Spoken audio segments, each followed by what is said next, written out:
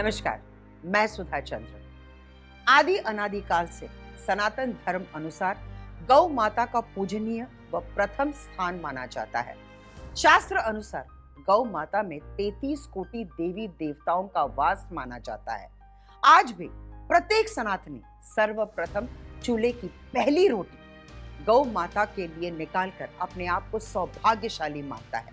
लेकिन आज जो गौ माता की दुर्दशा हो रही है, अगर हिंदू हो तो गाय माता की सेवा करो। जो ऐसी गाय सड़कों पर तड़प रही है, लेकिन इन्हें तो उनकी सेवा करो।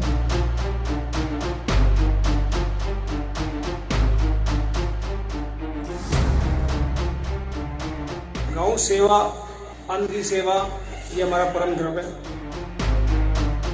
उस विषय पर चर्चा करने आज हमारे साथ हैं श्री चरणजीव मल्होत्रा जी। नमस्कार चरणजीव मल्होत्रा जी। नमस्कार।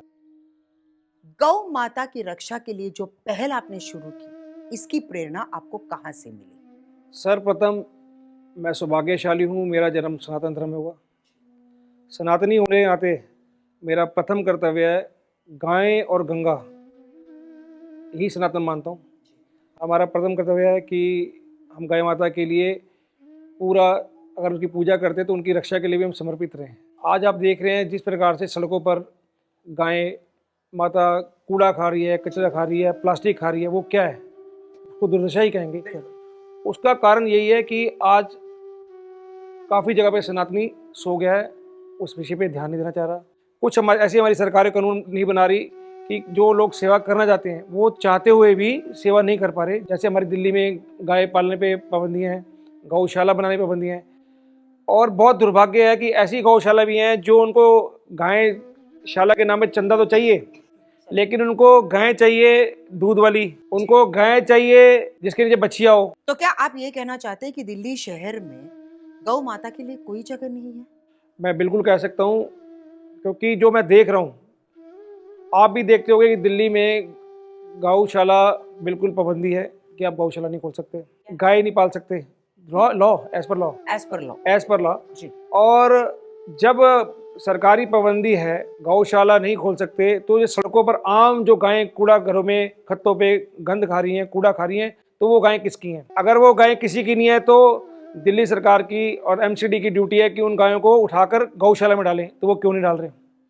तो ये साफ लगाता है कि एक मिला जुला एक सिंडिकेट चल रहा है जिससे हिंदुओं की आस्था पर कुठाराघात हो रहा है और गौ वंश को खत्म करने की एक प्रॉपर साजिश लगती है। लेकिन गौ वंश को खत्म क्यों करना चाहते हैं? ये षड्यंत्र कह सकता हूँ। इसको खत्म करना नहीं कहेंगे तो और क्या कहेंगे? आप गायें पाल नहीं दे रहे, गायें आप संभाल नहीं रहे, गायें प्लास्टिक खा रही है। कुछ क्षेत्रों में हमने खुद गायों को मांस के छिचड़े खाते देखा है। क्या बात कर रहे हैं? मैं आपको प्रूफ देता हूँ, मेरे पूरे प्रूफ हैं। उसके लिए हमने मीडिया में बहुत उस मुद्दे को उठाया भी, कंप्लेंट्स भी दी, लेकिन कोई भी सरकारी तंत्र इस पर कार्रवाई नहीं करना चाहता। तो आपका ये कहना है कि चूंकि इनके लिए कोई अलग स्थान हम नहीं बना पा रहे, इस वजह से ये जो गाय है वो सड़कों पे खुलेआम घूम रहे हैं, जिसकी वजह से ये प्लास्टिक और बॉटल्स जो वो लोग खा रहे हैं। तो क्या आप ये कहना चाहते हैं कि अगर एक प्रॉपर जगह इनके लिए मिल जाए तो ये चीजें हम रोक सकते हैं? मेरा ये कहना है कि सनातनियों के मन में पूरी गौ के प्रति निष्ठा है, भक्ति है, लेकिन जब तक रूल एंड रेगुलेशंस गवर्नमेंट की तरफ से सॉफ्ट नहीं होंगे तो हम लोग कुछ नहीं कर सकते। अब दिल्ली में देख लीजिए, जिस तरह अगर आप गायें पालने की परमिशन दें तो मुझे नहीं लगता कि दिल्ली में ऐसी की दिक्कत आएगी। आप नाम लेते हैं पोल्यूशन के नाम पे, हम भी गायें प्रदूषण फैलाती है। आप बड़ा दुर्भाग्य है, कुत्ते को पालना शुभ माना गया है, गायों को पालना पोल्यूशन फैलाना माना गया है। पर चिरंजीवी जी, मैं आपसे एक सवाल पूछना चाहती हूँ कि कहीं आपको ऐसा नहीं लग रहा है कि हम भी इसके लिए जिम्मेदार हैं? हम बॉटल्स फेंकते हैं, हम प्लास्टिक फेंक रहे हैं, अब गाय को भी तो भूख लगती है, तो वो क्या खाएगा? इसके लिए तो दोषी सरकारी तंत्र को ही मानेंगे जी। ऐसा भी देखा गया है कि बच्चों को बांध देते हैं, गाय के बच्चों को बांध देते हैं, हाँ। और सड़कों पर गंद खाने के लिए छोड़ देता है। वो बेचारी भटकती है, कहीं से जो मिलता है वो खा के आती है। उसकी माँ की ममता है, वो फिर अपने बच्चों के पास आती है। तो ये इसमें आप षड्यंत्र या सरकारी तंत्र की मिलाभगत, मैं तो बिल्कुल ओपन में कह रहा हूँ, इसके लिए सरासर दोषी मैं उन सरकारी अफसरों को मानता हूँ और सरकार को भी कहता हूँ कि जब तक आप लोग सख्ती नहीं करोगे तो ये दुर्दशा ऐसी होती रहेगी। लेकिन ये चेतावनी भी देता हूँ, ये हिंदुओं की आस्था पे कुठाराघात मत करो। गाय माता की हाय आपको ऐसी लगेगी कि आप कहीं के नहीं बचोगे। यही तो दुर्दशा है कि इंसान होकर हम बोल पाते हैं, जो जिस पीड़ा से हम गुजर रहे हैं उसके बारे में हम बोल सकते हैं, लेकिन पशु एक ऐसा, मतलब वो बेचारा, मतलब ना कुछ बोल पाता है, अंदर ही अंदर वो, मतलब उसकी क्या, आप समझ सकते हैं कि मैं क्या बोल रही हूँ, पीड़ा जो है वो बेचारा, मतलब बेचारी वो जाती है, वो कहीं पता नहीं कहाँ कहाँ से क्या क्या खाती है। मतलब ये क्या हो रहा है हमारे देश में? तो आप क्या कहना चाहते हैं कि गवर्नमेंट को स्टेट लेवल पे या फिर सेंटर लेवल पे क्या कदम उठाना चाहिए? गाय को हम माँ मानते हैं बिल्कुल, और माँ का दूसरा रूप है ममता। बिल्कुल। वो गाय की ममता है, माँ रूपी ममता है, जो आप कूड़ा खिला रहे हो फिर भी आपको दूध दे रही है। आप उसको वो नहीं देखती कि मुझे ये आगे बढ़ने वाला काट के मेरी गोकशी कर रहा है, जी, या मेरे को दूध निकालने के लिए सिर्फ इस्तेमाल करके छोड़ देता है। तो इसके लिए तो मैं प्रत्येक सनातनी को दोषी मानता हूँ, प्रत्येक हिंदू को दोषी मानता हूँ, जो अपने सामने गाय माता को कूड़ा खाते देखकर, गाय माता को तड़पते बीमारी से देखते कुछ बोल नहीं रहा, वो सब उसके पाप के अधिकारी बनेंगे और वो दोषी हैं। जब तक भारत सरकार, राज्य सरकार कोई सख्त कदम नहीं उठाएगी तब तक इस पर रोकथाम नहीं हो सकती। कथनी और करनी में फर्क होना चाहिए। जी, बिल्कुल। अगर आपकी इच्छा है, आपका दृढ़ निश्चय है कि हमें गाय माता को बचाना है, गौ वंश को बचाना है, तो उसके लिए सख्त कदम, सख्त कानून बनाने पड़ेंगे। ये तो रही बात राज्य सरकार और सेंटर की, जी बट कई जगहों पर हमने ये भी देखा है, बीफ खाना जी लोग बहुत ही लीगल मानते हैं, इस चीज को लोग खाते हैं। जी। तो इस विषय पर आप क्या कहना चाहते हैं?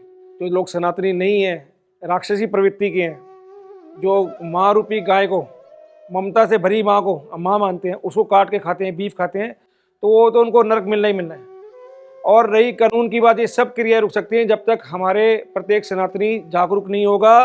प्रत्येक सनातनी जागरूक होकर इसकी मिलकर आवाज़ उठाएगा, तभी गाय माता की रक्षा के लिए सरकारों को मजबूर होकर कानून बनाने पड़ेंगे। तो इसे आप डबल स्टैंडर्ड नहीं समझते हैं कि जहां एक तरफ हम गौ माता की पूजा करते हैं, फिर जाकर उन्हीं को हम काट कर बीफ के तौर पर खाते हैं? तो इस डबल स्टैंडर्ड के लिए आप क्या कहना चाहते हैं? ये ना हम किसी केंद्र से या राज्य से या सेंटर से हम संबंधित नहीं है, लेकिन मैं ये पूछना चाहती हूँ, इस डबल स्टैंडर्ड ये हमने बनाया है, ये कानून हम इंसान बनकर हमने बनाया है, तो इसको तोड़ने के लिए आपके पास कुछ तो उपाय होगा जो आज आपके जरिए हम हमारे ऑडियंस तक पहुंचा सकते हैं। देखिए, डबल स्टैंडर्ड जो है, जो आदमी कर्म करता है वो कर्म किसी छुपते नहीं है। जो पाप करता है, हमारे हिंदू धर्माचार रावण भी गया, कंस भी गया, कहीं आए कहीं चले गए, तो इनको समझना पड़ेगा कि आज हम राजा हैं जी, और हमारे राज में कहीं भी कोई ऐसा पाप हो रहा है तो ये भूल जाएं, वो जो पाप कर रहे हैं उसके दोषी, उसके अधिकारी वो भी होंगे। तो कहीं आप ये तो नहीं कह रहे कि विनाश काले विपरीत बुद्धि? विनाश काले विपरीत बुद्धि है, तो ये करोड़ों साल से सच है। जी, विनाश काल तो विपरीत बुद्धि होता है। अगर आज हम गाय माता के विषय पे नहीं सोचेंगे तो सनातन भी सुरक्षित नहीं है और हिंदू भी सुरक्षित नहीं है। जब हम गाय कटते देख सकते हैं, गाय का मांस बिकते देख सकते हैं, गाय की कूड़ा खाते देख सकते हैं, गाय को मांस के छिछड़े खाते देख सकते हैं, तो जो हम निर्वाचित करके लोग आते हैं, अगर उस पर एक्शन नहीं लेते, कोई कानून नहीं बना, तो लानत है ऐसे लोगों पे। तो मैं ये कहना चाहती हूँ कि ये ना सोचकर कि गवर्नमेंट हमारे लिए क्या कर रहे हैं, हम ये सोचते हैं कि हम हमारे देश के लिए या हमारे समाज के लिए क्या कर सकते हैं। देखिए, लोकतांत्रिक देश है जी, और कानून की पूरी प्रक्रिया है, जी, कानून है, तो उसके अंदर कुछ चीज़ें ऐसी भी हैं कि आप चाहकर भी नहीं कर सकते। आज मैं कहता हूँ, आप दिल्ली में गौशालाएं खोलिए, कई गौशालाएं के नाम पर कई लोग धंधा चला रहे हैं। चिरंजीवी जी, आपसे बात करके इतना तो मैं समझ गई हूँ कि इस विषय को लेकर आप बहुत ही चिंतित हैं। तो मैं आपसे जानना चाहती हूँ कि गौवंश को लेकर आगे आपने क्या सोचा है, क्या प्लान्स आप बना रहे हैं? चिंता का विषय मेरा नहीं है, ये चिंता का विषय हर सनातनी का होना चाहिए। और हर सनातनी को, हर हिंदू को, हर भारतीय को गौ माता के लिए, गौ माता की रक्षा के लिए, गौ माता के लालन पोषण के लिए चिंतित रहना चाहिए।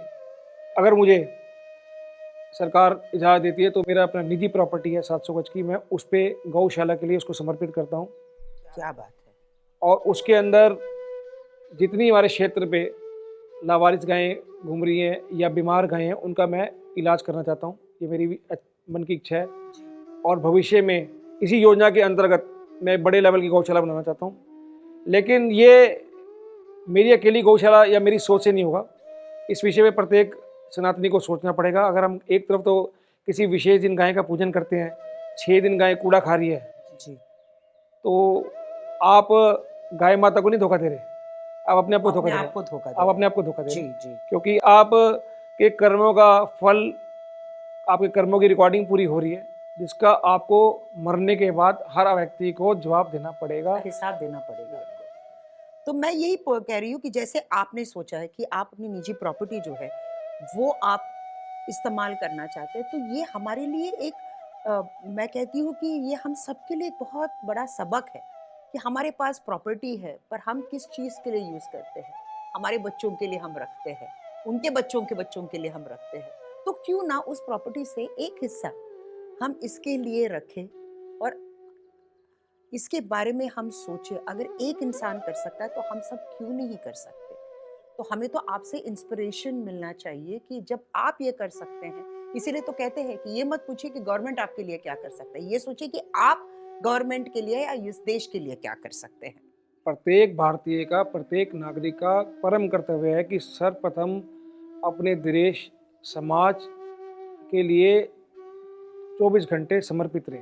ये हमारे दर्शकों के लिए बहुत इंपॉर्टेंट मैसेज है। सर्वप्रथम मैं कहना चाहूँगा कि प्रत्येक भारतीय को अपने समाज के लिए, अपने देश के लिए, अपने धर्म के लिए पूर्णतया समर्पित रहना चाहिए। मैं नहीं मानता कि प्रत्येक भारतीय को ये नज़र नहीं आ रहा, हर सनातनी को ये नज़र आ रहा है, लेकिन कोई बोलना नहीं चाह रहा। जो कुछ बहुत से गौ सेवक हैं, जो बेचारे सेवा कर रहे हैं, लड़ रहे हैं, मर रहे हैं, उनको भी पूरी सपोर्ट करें। मैं ये नहीं कि मैं अकेला चिंतित हूँ, ऐसे कई समाज में गौ सेवक बैठे हैं जिनको देख के मुझे प्रेरणा मिली। लेकिन सबसे बड़ा और महत्वपूर्ण यही है कि आप सबको जागरूक होना पड़ेगा। जब देश की जनता, अपने समाज के लोग जागरूक होंगे तो इस पर कार्रवाई तभी सरकारें करेंगी, अदरवाइज़ कोई भी इस प्रकार एक्शन नहीं लेगा। और जो हालात दिल्ली में है, जगह जगह गायें कूड़ा खा रही हैं, जख्मी गायें पड़ी हैं, उन पे चोटें लगी हुई हैं, कोई चोटिल करके जा रहा है, कोई इलाज करने वाला वहाँ पर नहीं है। जो ये गायों का दूध निकाल कर उनको छोड़ देते हैं कूड़ा खाने के लिए, इन सब के ऊपर रोकथाम कानून के तहत ही लग सकती। जब तक हमारा कानून में कुछ ऐसे प्रावधान चेंज नहीं होंगे, तब तक हम कुछ भी कार्य नहीं जैसे आपने कहा सर कि ये सिर्फ मैं एक इंसान नहीं कर रहा हूँ, ऐसे काफी लोग हैं। जी तो मेरे दिमाग में एक विचार, एक आइडिया है कि अगर हम जैसे कहते हैं टीम वर्क, जी कोई भी चीज जब हम करते हैं तो कोई एक इंसान नहीं करता, उसके पीछे एक पूरी टीम चलती है। तो जैसे आप सोच रहे हैं ऐसे कई लोग सोच रहे होंगे, तो आप सभी जैसे लाइक माइंडेड लोग हम बोलते हैं, अगर इनकी एक हम टीम बनाएं और साथ में काम करें, तो आप क्या कहना चाहते हैं इसके बारे में। ये बिल्कुल बहुत अच्छी बात है। टीम वर्क के बगैर हो नहीं सकता, जी क्योंकि कई गायें बीमार होती है, उसको उठा के लाने के लिए 5 लोगों की जरूरत होती है। बिल्कुल। और हमने अपने क्षेत्र में अच्छी एक टीम बना रखी है, अच्छा। बिल्कुल बना रखी है। हमारे आसपास के क्षेत्र में कहीं भी सूचना मिलती है तो वहाँ से हम लोग इमीडिएट एम्बुलेंस मंगवाते हैं, अच्छा उस गाय को उठाते हैं, गौवंश को उठाते हैं, जी। उसको प्रॉपर ट्रीटमेंट देते हैं और प्रॉपर फिर उसको एक गौशाला में छुड़वा के आते हैं। ओके, तो ये मतलब आपकी एक टीम चल रही है। टीम में कितने लोग हैं सर।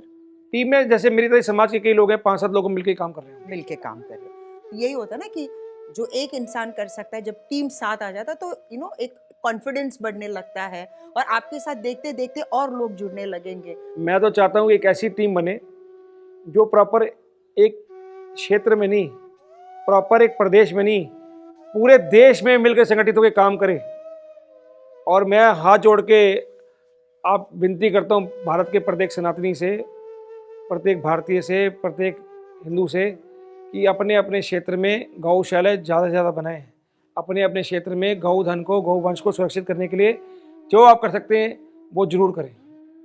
तो मैं दर्शकों से यही कहना चाहती हूँ कि आप किसी भी तरह मदद कर सकते हैं, एक ट्रांसपोर्ट के जरिए या हमारे इनकम से एक परसेंटेज हम निकालें या फिर एक एम्बुलेंस, ये सब हम भी तो कर सकते हैं।